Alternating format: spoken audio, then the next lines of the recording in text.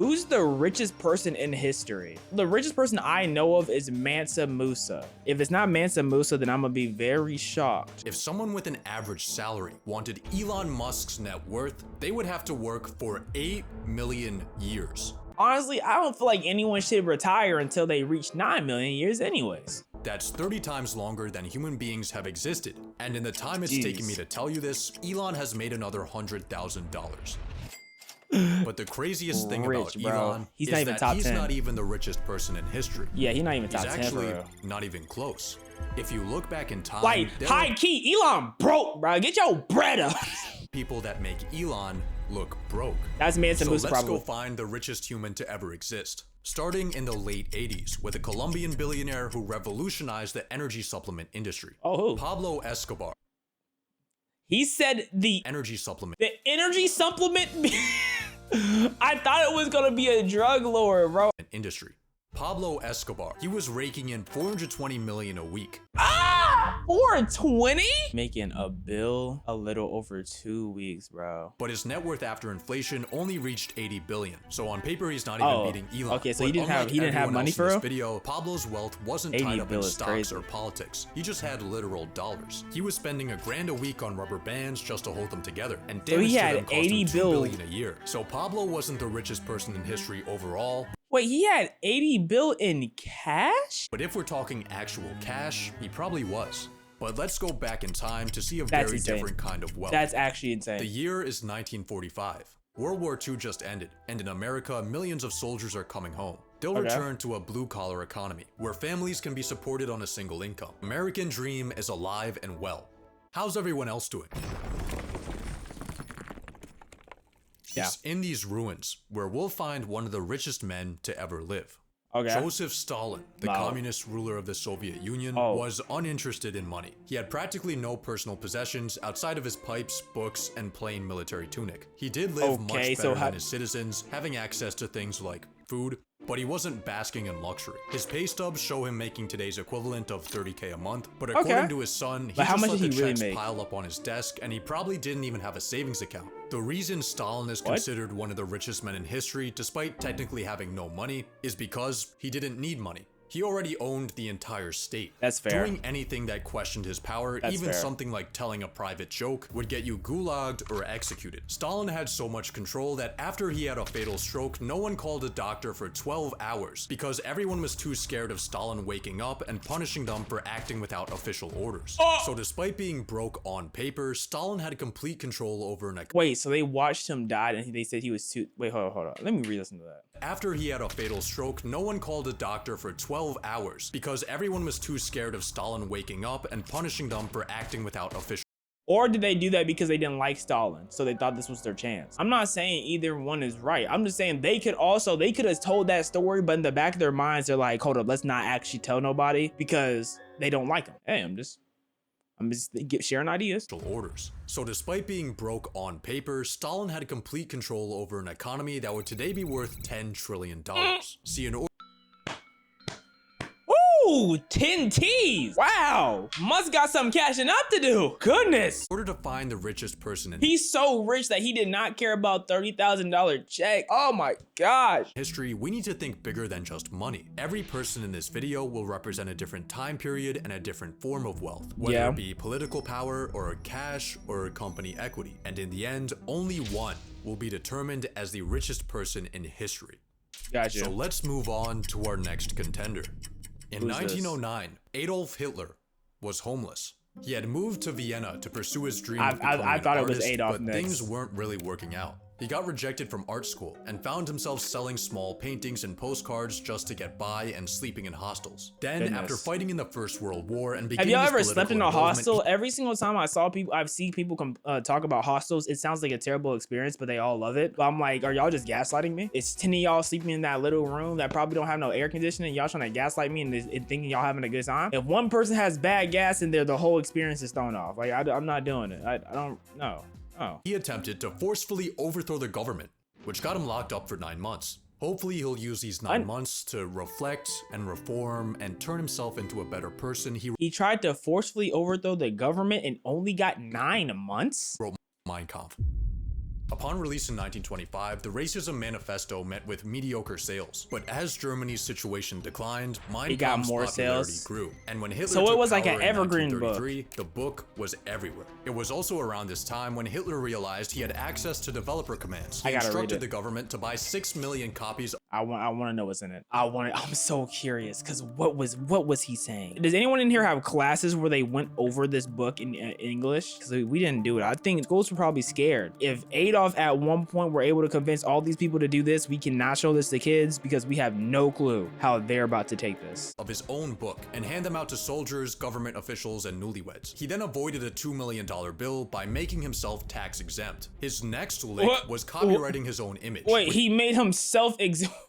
Wait, you could just do that? Which allowed him to collect royalties on every postage stamp sold in Nazi Germany. Then he copyrighted his speeches so he could collect money when they were printed. He's such a scammer. These passive income streams made Hitler millions. And calling it passive income is crazy. Sold around 10 million copies, which actually isn't an insane amount. For reference, he was outsold 3-1 by Anne Frank, but Hitler did have one last side hustle.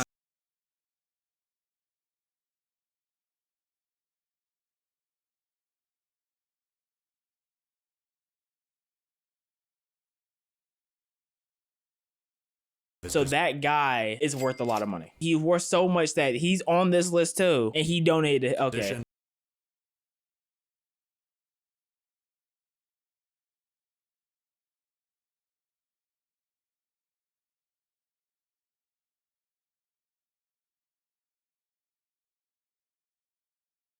But before dictators, there was a man building a very different type of empire.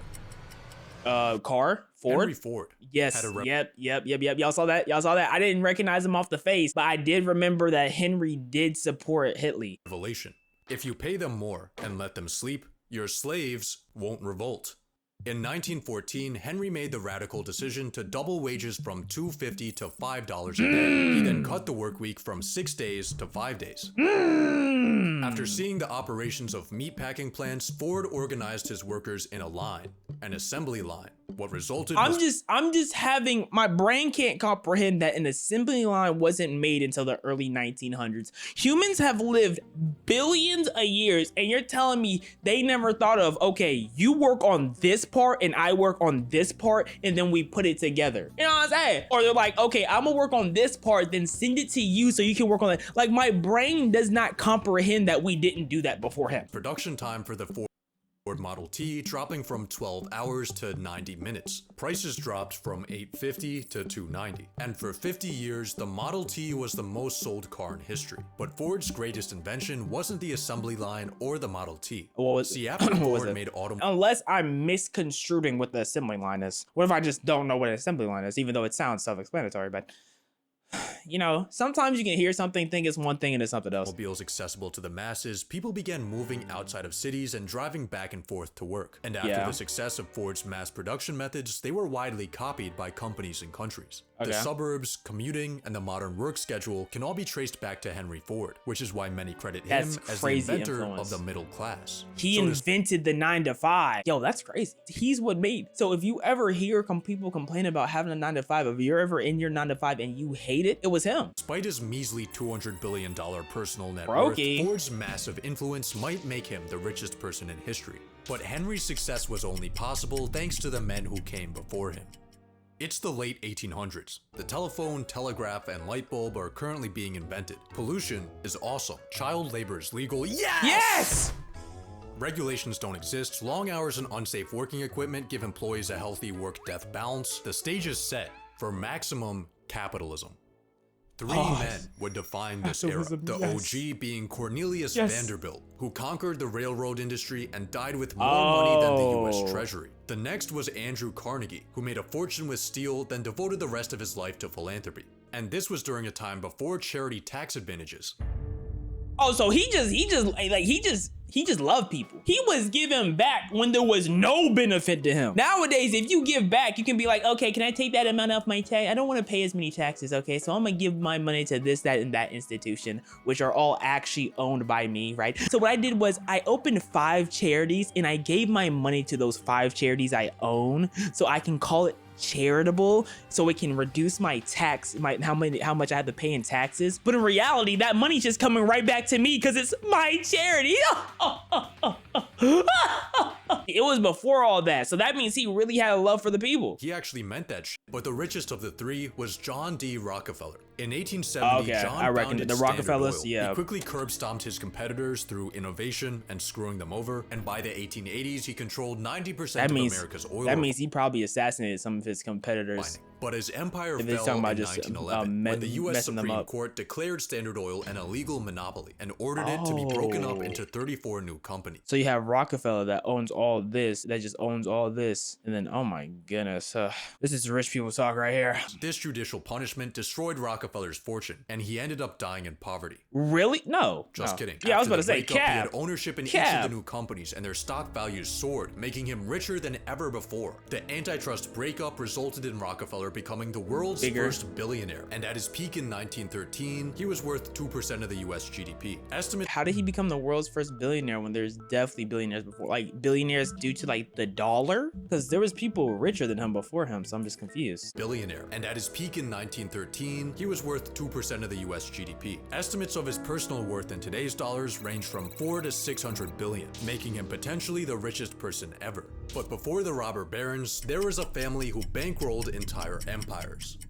The year is 1744. The United States doesn't exist yet. The life expectancy is 30. Cities are full of shit. There's no electricity. In a small Jewish ghetto, Mayor Amschel Rothschild. Like, some of y'all would already be halfway through your life. I'm literally elderly. If the average life is 30, I'm an elderly man right now. Is born. He starts in business at a young age, working his way up from being a rare coin dealer to a successful banker. Then in the early 1800s, he launches a conquest. He sends his 5 sons to the 5 key financial centers of Europe. Every son does their part, and before the invention of the telephone, the Rothschilds have established the first international banking network. Okay, but forget that. You sent 5 sons on their own in separate areas, and they didn't clash. They all fought together for a bigger cause, and they all listened, and they all were successful? That would never happen today. 5 children locked in? There's always one slacker. There's always one who's not pulling his weight. That's crazy. Wars and peacetime recovery, pay for massive projects like the Suez Canal, and give out loans that save countries' economies. But the Rothschilds have one serious problem. For centuries, Jews in Europe had been prohibited from owning land, blocked out of most industries, and at risk of property confiscation or exile. So in order to ensure their survival, the Rothschilds invested in stocks, bonds, and debts, rather than just tangible assets like gold or real estate that could have been taken or destroyed. Another method they used to ensure their wealth stayed within the family, the cousin technique. Through financial tactics and incest, the Rothschilds managed to mostly avoid persecution, but the extent of their wealth— 58 marriages contracted by the descendants of the mayor, famous banking, exactly 1/2 were between first cousins. That's what I like to hear. Managed to mostly avoid persecution, but the extent of their wealth today is widely debated. Some estimates have claimed the Rothschilds have a current net worth of $500 trillion. Okay, maybe I'm getting Rockefeller and Rothschilds mixed up. I think that's what I'm getting mixed up. I think I got those 2 mixed up. 500 trillion? Are you serious, my brother? We own nearly every central. 106. They own more than Earth.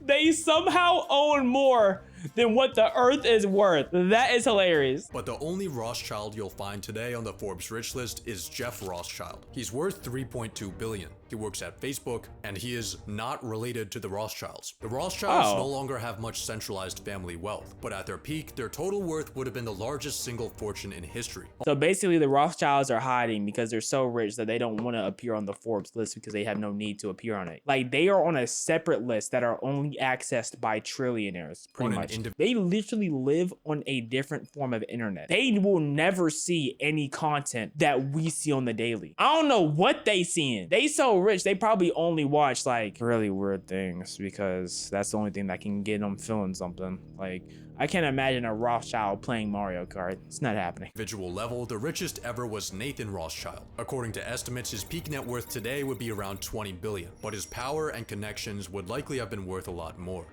To find our next contender for the richest person in history, let's go back to Europe in the 1500s.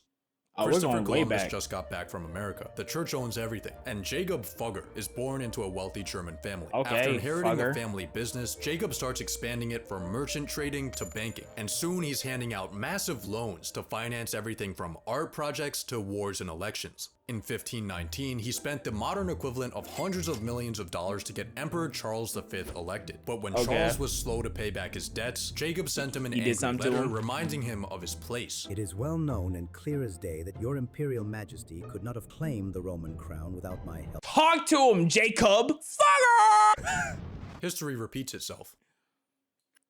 Church officials ended up getting in so much debt to Fugger that they started selling heaven passes, called indulgences. This led to a protest, which led to a religious revolution. Fugger had more influence than kings, but he was also a nice guy. He made the first ever social housing complex, and to this day, 150 people— Wait, what is this called? Fuggery? What is his name? I don't understand what I'm reading. First ever social housing complex, and to this day, 150 people still live in these apartments at the cost of $1 a year, as well as 3 required daily prayers for the Fugger family.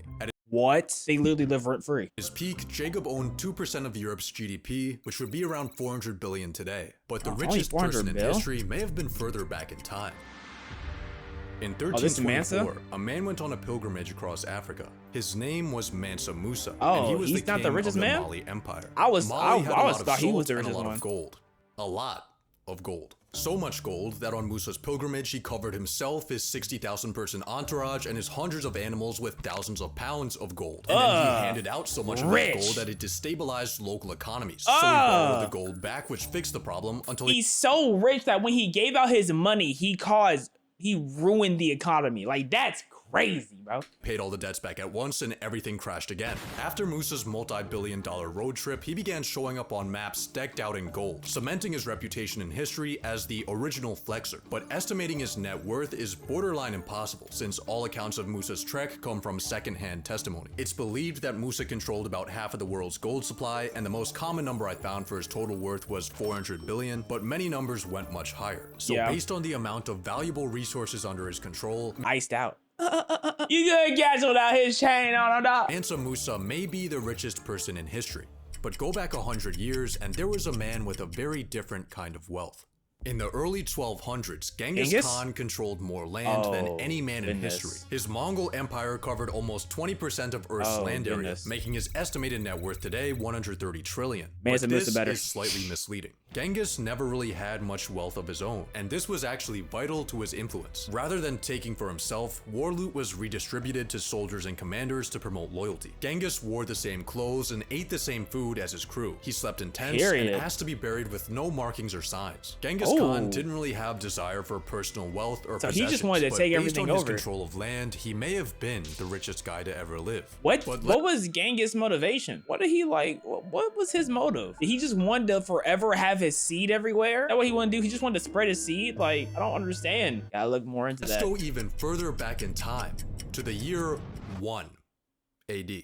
The people alive right now have no idea that they're living through a turning point in history. They actually don't even know what year it is. Romans think that it's year 754. Jews think it's 3761. The Chinese think it's year 9. And for the Greeks, it's 194. It's different for everybody. Kind of doing their own thing. America's building early cities thanks to the Mayans. India's trading through the ocean and Silk Road. China just invented paper. And in Rome, Augustus Caesar is balling. A few years prior, he defeated Mark Antony and Cleopatra in battle and snatched up Egypt as his personal property. He now controls around 20% of Rome's economic output, and that includes the tax flows, the treasury, the gold and silver mines, and revenue from conquered lands. He also has a money method where he kills rich people from his own empire just to take their stuff. So nothing's changed. After Caesar passes in the year 14, he officially gets declared a god. A god with an estimated modern day net worth of $5 trillion. So he died in the year 14. How old was he when he died? 15? Did he touch 20? Like, how old was he? But let's go back another 900 years. Oh, okay. Civilization is in its early stages. Most people live short, difficult lives. Money in like the form of coins doesn't yet exist. King Solomon rules over the kingdom of Israel, collecting gold by the ton. His yearly tax revenue is 666 talents of gold. He basks in his riches with his 700 wives, and in today's money, he's worth over He probably never even slept with all of them. 700. That's next level grade. He didn't even sleep with all of them. They did this girl dirty. Look at her. She got a humongous forehead, dog. This man had a type. Is this him? I thought this was a lady with a beard. Who is this? Or is this just someone else part of the... I'm so confused. in his riches. They look masculine. They're kind of sitting feminine. But then, you know, back in the day, you know, heels were originally meant for men in the first place. So we don't know what they viewed as feminine. I think heels were meant for... I gotta look that up. Or heels made for men. High heels were originally worn by men in the 1500s. So that's what I'm saying. Like, this could have been masculine back in the day. We never know. With his 700 wives, and in today's money, he's worth over $2 trillion. But this is all according to accounts in the Bible. How many diseases across those 700 wives do you think is spread? Written hundreds of years after he would have lived. When we're this far back in time, details get murky. Written accounts are sparse and incredibly biased. The richest man from ancient times will never really know. So, who is the richest person in history? Looking at this graph, it seems like there's a lot of people who make Elon look broke. But these numbers don't tell the whole story. Hear me out. In 1913, John D. Rockefeller was worth 2% of US GDP. Today, Elon Musk is worth 1.4% of US GDP. So Rockefeller had a larger share of the economy, making his inflation-adjusted net worth higher than Elon's. But so we're going off of the The US economy today is 22 times larger than it was in 1913. Rockefeller had a bigger slice of a much smaller pie. Estimated numbers don't tell the story of how the entire world has become more and more prosperous over time. Elon is now the biggest fish in the biggest pond that has ever existed. That we know of. On top of this, his wealth is a personal fortune. It's well documented and verifiable, unlike ancient figures like King Solomon. It wouldn't disappear if he lost his positions of power, unlike dictators and heads of state. He can access it for whatever he wants. So is this whole video just saying that Elon's the richest man? That ancient figures would think is witchcraft. Elon is the richest person in history with his 400 billion. Man said Moose to knock his top off. I don't want to hear it. Like, I don't understand that. If there's the most pie now and he doesn't have a big slice of the most pie, how is he the richest? I don't get how that works. Like, you said that the other guy had more money for the amount of money available. That makes him richer, right? Like, am I tweaking? Hey, eventually someone will get even richer. That don't make sense to me. Everyone else will get richer too. Then that doesn't make them richer. If everyone else grows at the same amount, no one's getting richer. The baseline the floor is rising. It's not what, no. I call cap. That dude in the early 1900s, Rockefeller, I think he richer than Elon. I mean, you kind of said he was richer than Elon. You kind of already said it, so. Who just glitched on his face? This is what he said. Right now is the richest time in history, right? And Elon has a small percentage of the richest time in history. If we go based off the percentage of money available, the people in the past were richer because there was less money totally available. So if they had a huge chunk of the less amount of money, that means that everyone else, they're richer. He said it. Who's that? And Genghis Khan owned like half of Asia. Like, I don't think you can get much richer than that. Like, just in general, like, yo, like half of Asia. Let's be for real. Is this Jack? That could have been Jack. I don't know. Anyways, beautiful video. Jack pockets.